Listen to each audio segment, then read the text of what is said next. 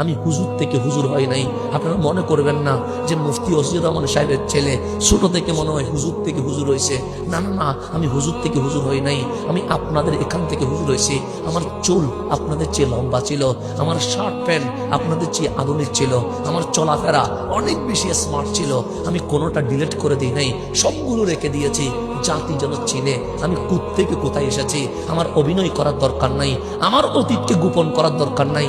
অতীতের জিনিসগুলো যেন মানুষ দেখে। তো আমি ফিরে আসলাম কেন? এই রঙ্গিলা জিন্দেগি ভালো লাগে না? অবশ্যই ভালো লাগে।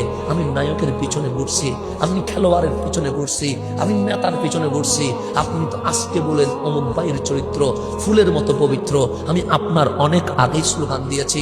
আপনি তো আজকে যান স্টেডিয়ামে খেলা দেখতে, আমি যখন ক্লাস 6-এ তখন গেছি খেলা দেখতে। আপনি তো এখন ব্রাজিলের পতাকা তোলেন, আমি আজকে থেকে 10-15 বছর আগে পতাকা তুলছি। আপনি যা করছেন আমি তা করছি। কিন্তু একদিন যখন কোরআন করলাম, আমার কোরআন আমার সাথে কথা বলছে, আমার কোরআন আপনার সাথে কথা বলবে। আপনি মোহাব্বত নিয়ে কোরআনটা খুলে দেখেন, কোরআন কথা বলতে পারে, কোরআন কথা বলতে পারে, কোরআন কথা বলতে পারে। খোদার কসম, কাল হাসরের ময়দানে যখন আপনার আমার কোনো ক্ষমতা থাকবে না, সেই দিন কোরআন সুপারিশ করে আমাদেরকে জান্নাত দিতে পারে। কোরআন কথা বলতে পারে। কে বলে কোরআন কথা বলতে পারে না? আপনার সুখ নাই বলে দেখেন নাই, আপনার কান নাই বলে আপনি শোনেন নাই। যখন আমি কোরআন করলাম, কোরআন আমার সাথে কি বলছে জানেন? আমার সাথে কোরআন কথা বলছে। কেমনে কথা বলছে জানেন? কোরআন আমাকে বলছে, তুই কি নায়কের পিছনে ঘুরিস? আমি বললাম হ্যাঁ ঘুরেছি তো। নায়ক কি তোরে চিনে? আমি বললাম জীবনে কোনোদিন চিনে না। খেলোয়াড় কি পিছনে ঘুরেছিস?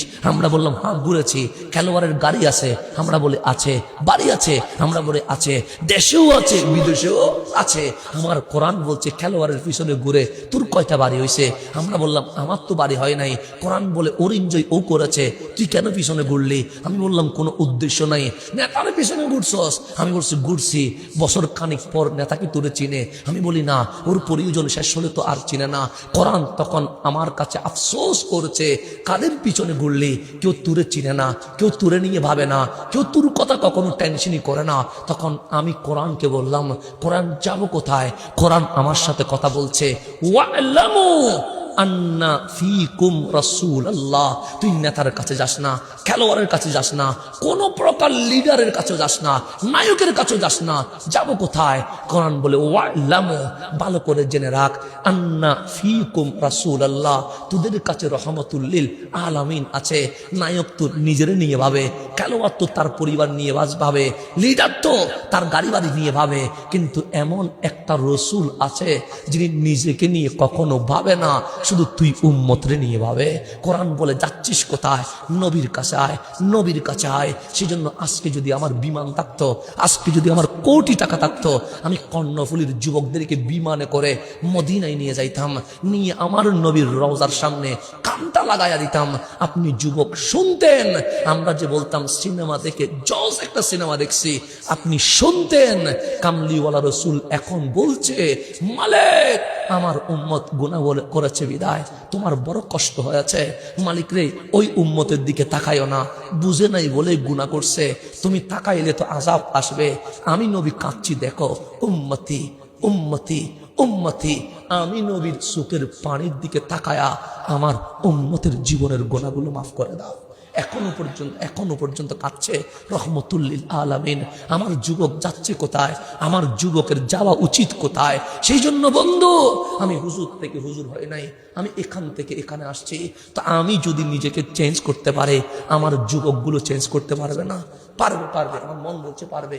কে বলে আমার যুবক পারবে না?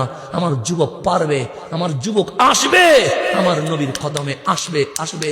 একদিন আমি স্বপ্ন দেখি আমার যুবকের চুল হবে আমার নবীর চুলের স্টাইলে। আমি স্বপ্ন দেখি একদিন আমার যুবকের দাড়ি হবে আমার নবীর দাড়ির স্টাইলে। আমি স্বপ্ন দেখি আমার যুবকের ড্রেস হবে কোন নায়ক নায়িকার নয়, কামলিওয়ালার ড্রেসে। আমি স্বপ্ন দেখি আমার বোনের কাপড় হবে মা ফাতেমার কাপড়ের স্টাইলে।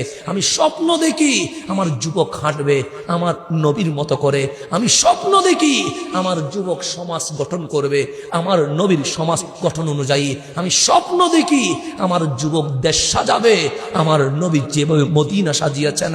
যদি চুল থেকে নখ পর্যন্ত সম্পূর্ণ মদনী রঙে রঙিন হয়ে যায়। লিখে রাখেন, খোদার কসম, একদিনে ইসলামের বিজয় চলে আসবে।